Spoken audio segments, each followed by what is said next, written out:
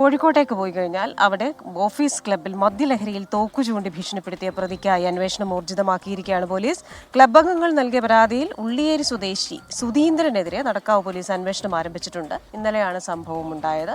രാഹുൽ സുരേഷ് വിവരങ്ങളുമായി കോഴിക്കോട് നിന്ന് ചേരുകയാണ്. രാഹുൽ, എങ്ങനെയാണ് അന്വേഷണം?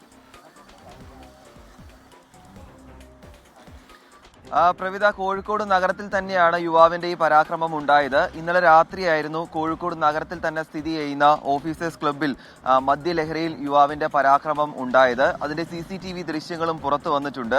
ആ ദൃശ്യങ്ങളിൽ വ്യക്തമാണ് കുറച്ച് ആളുകൾ അവിടെ ആ ക്ലബ്ബിലെ അംഗങ്ങൾ കുറച്ചുപേരിരുന്ന് മദ്യം കഴിക്കുന്നു. അതിനിടയിലാണ് മദ്യലഹരിയിൽ ഒരു യുവാവ് എത്തുകയും എന്തൊക്കെയോ പറഞ്ഞുകൊണ്ട് കയ്യിലിരുന്ന തോക്ക് ചൂണ്ടി ഇവരെ ഭീഷണിപ്പെടുത്തുകയും ചെയ്തത്.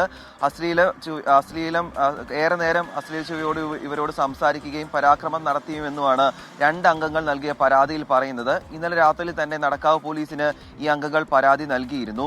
എന്നാൽ നടക്കാവ് പോലീസ് ഈ സംഭവ സ്ഥലത്ത് എത്തിയപ്പോഴേക്കും ഈ പ്രതി രക്ഷപ്പെടുകയായിരുന്നു. എന്നാൽ ഈ പരാക്രമം നടത്തിയ തോക്ക് ഈ സംഭവ സ്ഥലത്ത് നിന്നും കണ്ടെത്തിയിട്ടുണ്ട്. നിലവിൽ ഉള്ളേരി സ്വദേശിയായിട്ടുള്ള സുധീന്ദ്രനെതിരെയാണ് നടക്കാവ് പോലീസിന്റെ അന്വേഷണം പുരോഗമിക്കുന്നത്. അതേസമയം ഈ ക്ലബിലെ ഉത്തരവാദിത്തപ്പെട്ട ആളുകൾ ഈ പരാക്രമം തടയാൻ ശ്രമം നടത്തിയില്ല എന്ന ആരോപണം കൂടി നിലവിൽ നടക്കുന്നുണ്ട്. എന്താണെങ്കിലും പോലീസിന്റെ അന്വേഷണം CCTV ദൃശ്യങ്ങൾ കേന്ദ്രീകരിച്ചാണ് മുന്നോട്ട് പോകുന്നത്. പ്രവിത.